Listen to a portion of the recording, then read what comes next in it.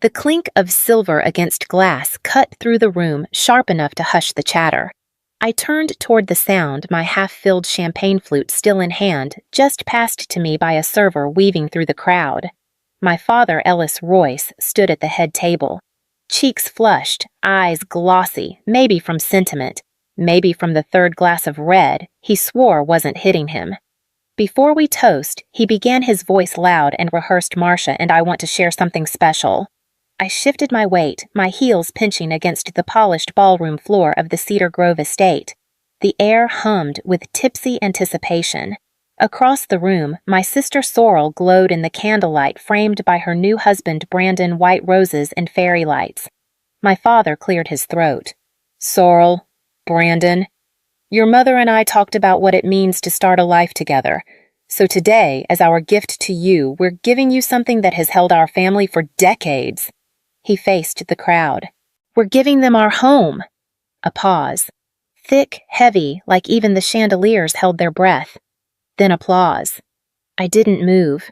My champagne quivered as my fingers tightened around the stem. I felt the glances, soft smiles, nods, a collective awe rippling across the tables. My breath caught. The home. The one I'd been paying for every month without fail for nearly 7 years. Heat crawled up my neck. I forced my jaw to stay loose as my mother dabbed her eyes with a linen napkin, overwhelmed by the sweetness. Sorrel gasped theatrically, leaning into Brandon's shoulder. I stayed silent. I sat through the speeches, my smile on autopilot, eyes locked on the centerpiece. I laughed when expected, raised my glass when cued, even hugged Sorrel when she swooped in with giddy tears and smudged lipstick. But later, as the music swelled and dancing began, I slipped off my shoes and left the venue quietly, the weight of those 7 years pressing harder with every step. I didn't go home. I drove straight to the house. The porch light glowed when I pulled into the driveway, no cars parked out front. I sat for a moment, staring at the blue shutters I'd repainted last spring. My key still worked. Of course it did. The transfer wasn't final, not legally at least. Inside, everything felt familiar. Framed photos lined the hallway, beach vacations, birthdays, Sorrel's college graduation. My pictures were there too, but fewer, always fewer. I paused by the living room, my eyes drawn to the fireplace mantel. That summer when I was 12, I'd scraped off the old paint myself, sanding until my hands blistered. My mother clucked her tongue, but later bragged to guests that one never stops working. It was always like that. Growing up, Sorrel was the sparkle, the sweetness, the girl who made people laugh effortlessly. I was the one who memorized the grocery list, set the dinner table, packed my own lunch when Mom forgot. I was the daughter who didn't cry when plans changed, who understood when money was tight, who heard, "You're so mature for your age," like it was praise, not dismissal. On my 10th birthday, I asked for a sleepover. It became cupcakes at the kitchen table with 2 classmates. 3 months later, Sorrel's 5th birthday had a backyard puppet show and rented ponies. We had more flexibility this time, Mom said. And you're not really into all that fuss anyway, right? The pattern held. Braces delayed for better insurance. College tuition was my responsibility because you're the planner. When Sorrel picked art school out east, our parents co-signed her loan without hesitation. I learned not to ask. My usefulness made me indispensable, but never central. Now, standing in the kitchen I'd helped remodel, I could hear my mother's voice. You've always been the strong one. We never had to worry about you.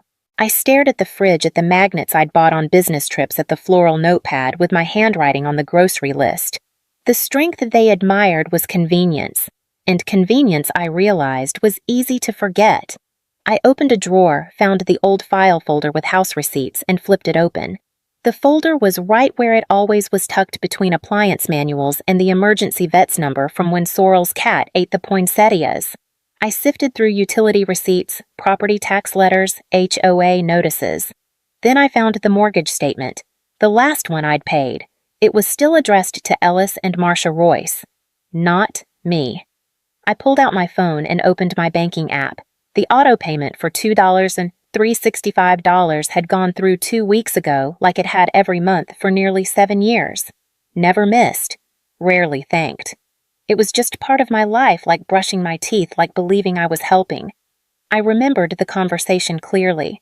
My father called voice tight. He'd been laid off after nearly 3 decades at his engineering firm. "It's just temporary," he said. "We've got a little saved, but your mom's treatment is costing more than insurance covers." I didn't hesitate. "Let me help," I said. They pushed back, at first pride, I thought, but eventually let me cover the mortgage for a little while. Dad said it over coffee one cold morning, his hand around the chipped mug I'd given him years ago. "This house will be yours someday, Callan. You're not just helping us, you're investing in your future." I believed him. I kept believing through his jobless months, through Mom's reduced hours, through their requests to tack on a little extra for taxes, roof repairs, prescriptions. I adjusted my life-delayed buying a second property, downgraded my car lease, skipped vacations. I thought it was a trade. Stability now for security later. Not charity, not a donation. But standing in that dim kitchen receipt spread across the counter, something in me shifted. There was no paperwork with my name, no partial ownership, no record of their promise, only a house that wasn't mine and a wedding toast that proved it never would be. I closed the folder and slid it back into the drawer. Then I opened my email and started typing the name of my friend who worked in probate law. It was 3 months before the wedding. A quiet, bright Sunday morning. I'd stopped by unannounced with a bouquet of tulips and Mom's favorite cinnamon rolls from Alderaan, Maine. They hadn't answered my texts, but their car was in the driveway porch light on. I let myself in as always. Voices drifted from the dining room, low measured. Dad's deeper tone, Mom's clipped replies, and a third voice. Male, polished. Too polished. When I rounded the corner, they froze. 3 coffee mugs, a folder open on the table, legal pads, a pen still in the man's hand. Mom stood abruptly. "Callan, we didn't hear you come in." The man smiled, a practiced smile meant to smooth over discomfort. He started packing his papers without a word. "I just brought flowers," I said, holding them up like a shield. "Did I interrupt something?" Dad rubbed the back of his neck. "Nothing urgent. Just going over some paperwork." With a lawyer, I asked, watching the man close a slim leather case. "We're updating a few things," Mom said quickly. "You know estate planning. We're not getting any younger." "Since when does that involve secret meetings on a Sunday?" Dad chuckled, but his eyes stayed flat. "We didn't mean to keep it from you. It's just logistics, insurance, medical directives, stuff like that." The lawyer buttoned his coat and offered his hand. "Nice to meet you, Ms. Royce. You have a very dedicated family." I shook his hand, but didn't smile. After he left, Mom insisted on tea, steeping the bags and adding too much honey like it was a performance. I sat at the counter watching her bustle. When Dad joined us, he repeated, "Just trying to make sure everything's simple, clean, no surprises." I nodded slowly, saying nothing, but the seed was planted. Their glance, their hesitation, the folder I wasn't allowed to touch. They were rearranging things behind my back and had been for a while. I clapped. It was automatic, like muscle memory. My hands came together even as my stomach sank, even as my chest tightened beneath my dress's fitted bodice. Sorrel's eyes were wide with theatrical shock, one hand on her heart, the other clutching Brandon's arm like she might faint from joy. "Our house," she gasped, voice cracking. "You're giving us your house." Mom nodded, dabbing tears with her monogrammed napkin. Dad looked proud, like he'd just handed over a gift wrapped in gold, not a home I'd maintained with quiet sacrifice. The applause swelled, swallowed me whole. Someone leaned over and whispered, "Such a generous gesture." Another added, "So rare to see a family pass down something with such meaning." Meaning. My mind spiraled back. The winter I paid for a new furnace when the heat died in a snowstorm. The spring I covered the plumber for frozen pipes. The summer I painted the garage while my parents were at the beach with Sorrel and Brandon. The fall I found mold under the bathroom sink and replaced the vanity myself to save on labor. $7,000 here. $4, $300 there. 100 hours I never counted. Think of it as your future, Dad had said more than once. And now that future was packaged with a bow and handed to someone else. Sorrel squealed and hugged Mom, who stumbled slightly under the embrace. "We'll take such good care of it," she said, glowing. I looked at my glass. The champagne had gone flat. I sipped it anyway. After dinner, I posed for pictures. I fixed the clasp on Sorrel's necklace before the cake cutting. I passed napkins to a flower girl who spilled lemonade and smiled for the photographer when asked. My hands never shook. My voice never cracked. But when the DJ announced the first dance and the crowd turned to the dance floor, I grabbed my clutch, slipped through a side door, and vanished into the parking lot. I didn't cry. I just drove each mile, stretching the distance between me and the applause. The next morning, I drove from the hotel to my parents' house. The front door was unlocked as always. I stepped into the quiet living room and found them at the kitchen table, still in their wedding clothes, Mom in a silk robe. Dad with his tie loosened, both sipping coffee like it was any other Sunday. "I want to talk about the house," I said, my voice flat. They exchanged glances, a flicker passing between them. Dad set his mug down carefully. "Callan, now's not the time." "You gave away the house I've been paying for." I cut in. "For 7 years." Mom shifted in her chair. "We never asked you to." I blinked. "I mean, we appreciated it." She went on, smoothing the napkin in her lap. "But we didn't expect it. You offered. And we always said someday it would be yours, but things change." Dad spoke softer. "Sorrel's starting her life. You're already established. She needed a foundation." I laughed, but there was no warmth in it. A foundation. That foundation was built on my money, my time, my belief in you. And you gave it away without a word. "We didn't think you'd mind," Mom said, almost gently. Something in me cracked. I turned, walked out, got in my car, and drove with shaking hands. I didn't go home. I ended up at Nova's apartment, letting myself in with the key she'd given me years ago. Nova didn't ask questions. She handed me a glass of water and pulled a blanket off the couch. I sat numb. When the words came, they spilled out raw and uneven. Every detail, every lie, every moment I'd swallowed until it became routine. When I finished, Nova sat beside me quiet for a long time. "This isn't about the house," she finally said. "It's about being disposable. And you're not." I exhaled slowly. My head pounded. "You gave them years," Nova said. "Now it's time to give yourself something back." I nodded. "This," she said, "is where you draw the line." That night, I opened my laptop and pulled up my financial records. It started with a voicemail. "Just thinking," Dad said casually, "about what comes next for your mom and me. The house is feeling a bit too busy now with Sorrel and Brandon settling in. We're exploring options." I listened without responding. 3 days later, Mom texted, "Would love to chat about the lake place. Your dad's blood pressure's been up again. Doctor said quieter surroundings might help." I didn't reply. Then came the dinner invitation, a quick catch-up over chicken salad and iced tea. I arrived with guarded politeness, sitting across from them at the kitchen table I'd helped replace 2 summers ago. Mom smiled tightly. "We thought since the lake house is just sitting there." "No," I said. Calm. Final. Dad blinked. "Just for a few months, while we figure out what's next." "You gave away the house I paid for," I said evenly. "You don't get to ask for another one." Mom scoffed. "It's not like we're taking it from you. You're assuming it belongs to you to borrow." "We're your parents," Callan, Dad said. "Family helps family." I stood. "And family respects boundaries. I won't offer that house." "Don't ask again." I left without dessert. A week later, a letter arrived, certified, neatly folded, from an attorney.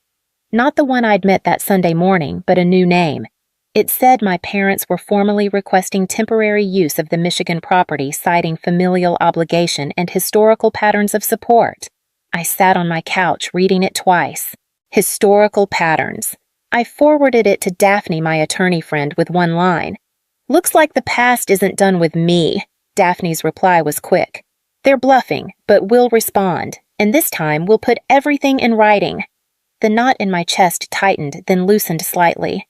I hadn't expected them to weaponize my generosity, but maybe I should have. I opened my phone, dragged a new scanned receipt into my archive, and labeled it Boundary Enforcement. The next morning, the precinct called. There'd been a wellness check filed in my name. The knock came just after 8. I opened the door to 2 officers on my porch, their expressions neutral but alert. One spoke gently. "Ma'am, we received a call from a family member concerned about your well-being. Claimed you hadn't been answering texts or calls. Said you sounded distressed last time they spoke to you." I stared, the implication hitting fast and loud. "Who called?" The officer checked his notes. "A Sorrel Royce." I inhaled slowly. "I'm fine," I said. "Very much fine."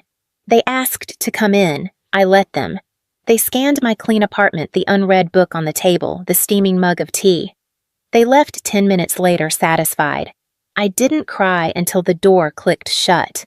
It wasn't just a wellness check. It was a performance, a documented attempt to paint me as unstable, my refusal as dangerous, unhinged. A sister's concern, nothing more. I sat at my desk and opened the file I'd been building. Emails, transfer confirmations, text threads, mortgage statements, now a typed summary of the police visit. Daphne called an hour later. "You're documenting all of this. I started 2 weeks ago." "Good. We escalate if they escalate. And this is escalation." My voice didn't shake anymore. "They want me to break, or back down, or both. Then let's make sure they get neither." That night I reread their attorney's letter. Then I drafted my own.